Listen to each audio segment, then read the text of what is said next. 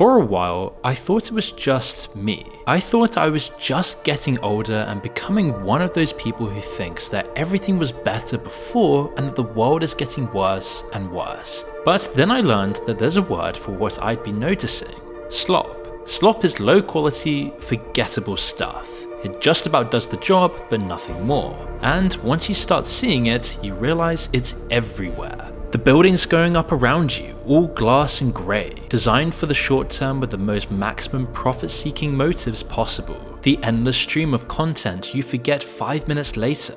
The food that's technically fine but tastes like nothing, just a bowl of grub during your lunch break. The slow degradation of all the products and services you used to love. Everything has been optimized for profit and convenience, and yet it just has no soul, beauty or substance. It makes the entire world around you feel meaningless because we're living in a world of slop, and nobody really wants this. In fact, we all hate it, but what we don't realize is that we're actually helping to create it. Every click, every scroll, every time we choose easy over meaningful, we all play into a part of the slopification of everything. And every single day, this process is getting exponentially worse. So where is this actually going to take us in the future? Because it's pretty clear if you look over the whole year of 2025, slop has become one of the defining words of this era. When most people hear it, they just think of one thing: all the AI generated garbage of people like Charlie Kirk or a baby laughing flooding the internet, or even just the basic boring videos with generic writing, fake images and videos, spam churned out by bots. But slop is actually way more pervasive than that. It's not just AI content, it's absolutely everywhere. And we're becoming so desensitized to this already that we're not even noticing this anymore, as we've become conditioned to just accept everything around us turning to slop.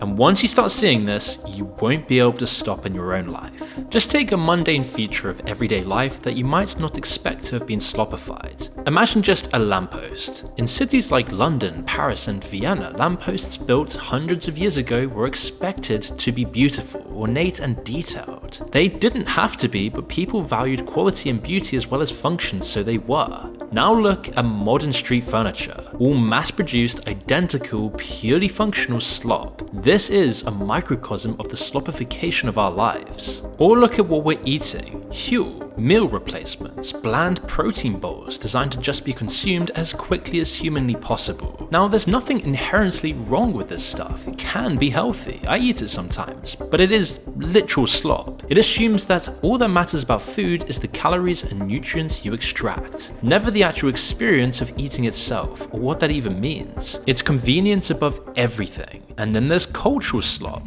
endless sequels and remakes, music produced by algorithms, mind-numbing TikTok videos designed solely to keep you watching, or it'll just be another Marvel movie. Classic slop, it's never groundbreaking and it's just good enough to make money, but nothing more. And AI is just only accelerating this process exponentially. Here and in 1,000 other places we see the same pattern. Convenient, palatable, adequate, but soulless and superficial. This is the world of slop. Now, I don't want to sound overly judgmental. In a way, slop is a symptom of all the progress we've made. It's the natural endpoint of the consumer capitalist system we've built that's become incredibly good at giving us exactly what we want. But that mixed with the internet takes the production of slop to the next level, giving slop a whole new meaning. In the early days, the internet felt different. There were no gatekeepers, no corporations controlling what you saw. It was, as hard as this might be to believe, just people connecting and sharing with one another. I remember it. It was homemade videos, obscure forum posts, cat videos, and Charlie bit my finger. Most of it was poor quality, but it wasn't slop.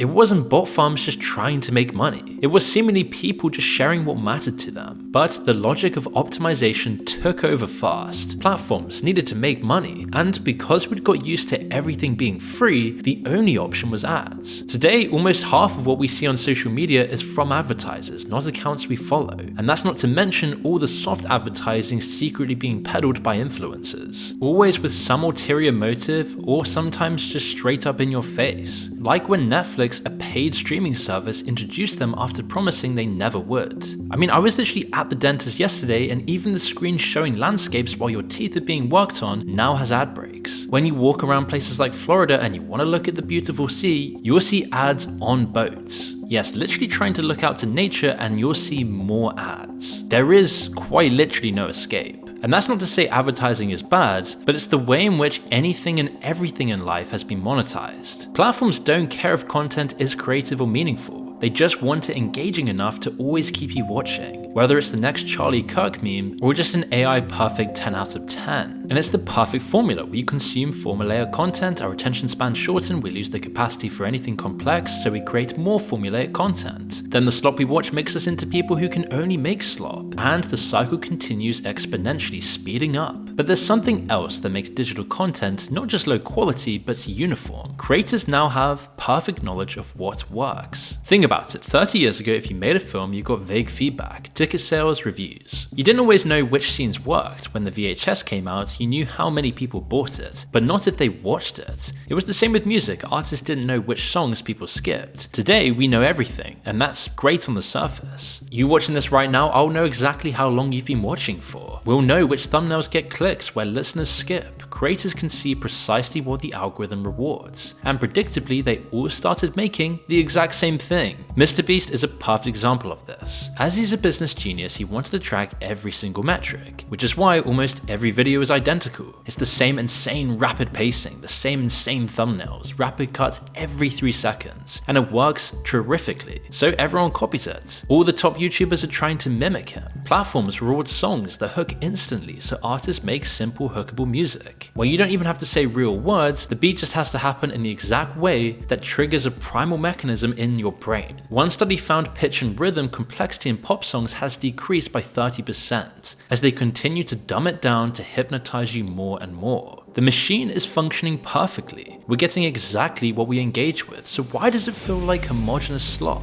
Because we don't really want it. Human beings have conflicting desires. Just because a platform hijacked my nervous system doesn't mean I actually wanted to watch that content. I mean, does anyone want to spend all day consciously on formulaic videos? Probably not, but it felt comfortable in the moment. So what's going on here? Why does optimization produce the opposite of what we want? This is Goodhart's law. When a measure becomes a target, it stops being a good measure. Engagement metrics were meant to show what's popular, but high engagement doesn't mean content is good, it just means it's optimized for engagement. When creators optimize directly for the metrics, they're not necessarily making better content, they're just gaming the system. And this pattern, optimizing for the wrong thing, goes back further than you might think. Mass production did the same thing centuries ago. Henry Ford's assembly line turned production into repetition. The focus shifted from craft to volume, quality to efficiency, and you see the transformation everywhere. Hand-carved Victorian furniture became flat-packed IKEA. Intricate watches became stamped products, all identical. Goods became disposable, just good enough to work but not last, always with planned obsolescence in mind. Sometimes this was deliberate. The light bulb industry formed a cartel to limit bulb lifespan. The same thing with the iPhones today. But mostly it's just the logic of mass production, cheaper materials, faster assembly, nothing lasting. And here's where the cycle begins. Cheap disposable goods trained us to expect less. We stopped valuing craftsmanship. The more slop we consumed, the more our standards degraded. Slop in, slop out. And so by the 70s and 80s, the machine learned it didn't need better products, it needed better marketing. Nike now just wasn't selling trainers, it was selling identity. Apple wasn't selling computers, it was selling who you could become. Quality became secondary as long as it made you feel the right way. But we're not done yet. Everything we've built, the efficiency, the optimization, the perfect metrics, it's all been accelerating massively, compounding. And now it's reached its logical conclusion, and we see this in 2025 marking a new AI era. Up until now, at least humans were still in the loop. Someone somewhere had to sit down and create something, even if it were just following a formula. But AI removes even that, so now the machine produces the slop itself. Generative AI can pump out articles, images, videos, and music faster than anyone could ever consume it. Before we were drowning in slop, now the world is just flooded by it on a daily basis, and it's only getting more and more crazy each day. We live in this absurd world where it's algorithms all the way down to the bottom. AI algorithms produce content designed to be as engaging as possible so that other algorithms will pick it up and show it to all of us. There's literally no human in the loop anymore. We can think of this as the perfection of the slop machine.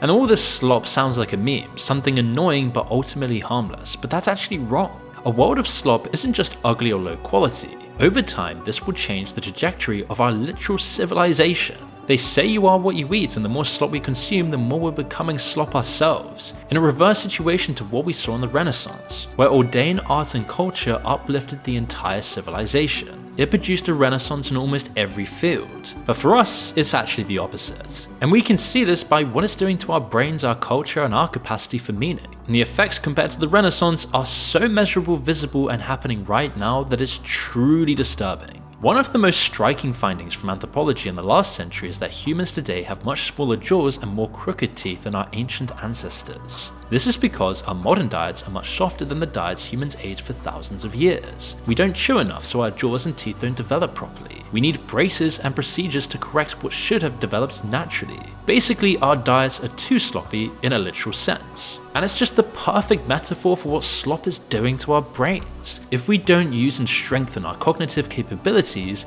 they atrophy. All the slop we watch and listen to goes straight down without us needing to chew, metaphorically. It's easy on our brains, but that ease comes at a cost, as our society is becoming functionally illiterate. Reading used to be one of our most common pastimes. Now it's extremely rare. In the US, reading for pleasure has fallen by 40% in just the last 20 years. Yes, that's literally since 2005.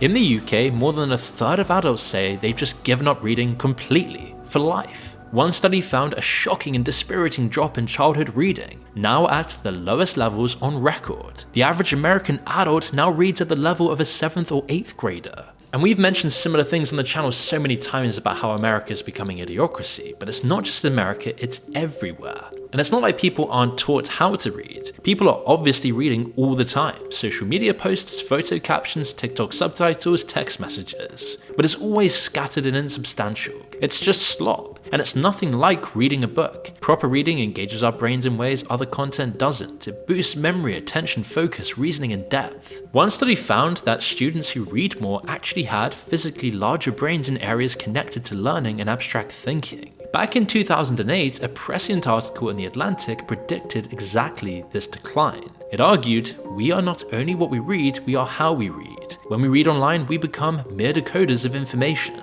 Our ability to interpret text, to make the rich mental connections that form when we read deeply, that remains largely disengaged. Reading and writing are the foundation of civilization, and we're losing it. This is the first time in human history this has happened. Because how are you supposed to read when slop destroys your attention span? It's just the new normal now that TikTok and Reels have conditioned us to consume content in 60-second chunks. For almost everyone, this is just how we consume media and news at this point. It's why we literally can't watch a full film without checking our phones every 2 minutes, or needing crazy CGI to constantly engage us with colourful effects. There's no chance of even sitting through a lecture anymore for students, and there's no way that anyone's going to do their homework without ChatGPT at this point. Which is why there's evidence that our IQ scores are dropping with this. For generations, IQ scores rose consistently. It was an observation known as the Flynn effect, but in the last couple of decades, this has reversed. For the first time, people in developed countries are scoring worse than their parents. And it isn't just consuming slop that's killing our brains, producing it is too.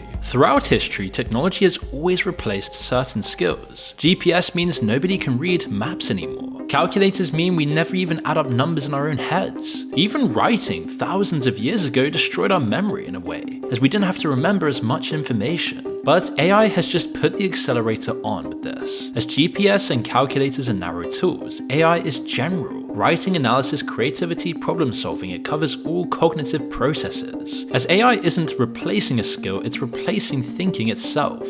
As well as being a useful skill, writing is also arguably one of the best ways to train your mind. Many of history's most influential writers said some version of, I don't write to communicate what I think, I write to work out what I think in the first place. When we use ChatGPT or whatever it is to produce AI slop, we don't get the cognitive benefits that come from actually writing. We don't even remember what we've written. It's why students who use AI to write essays barely remember any of the material. It's why 2025 seems to be the first year our brains just are left idling, slowly decaying. Even if our output is technically better, you just don't really learn anything that sticks. You don't achieve as much, you don't have a sense of accomplishment, and we're already seeing the cost after just a year. In the UK, 1 in 5 people from age 8 to 25 has a probable mental health disorder, and about a third of young people aged 17 to 24 have self-harmed or attempted self-harm. For so long, happiness was described as U-shaped over a lifetime. Happy as a young person, tough in middle age, comfortable in retirement. But now in Western society, this is just completely inverted. Because as a society, we are teetering on the edge of a doom spiral, where every single thing in our life takes us away from base reality and serves as slop.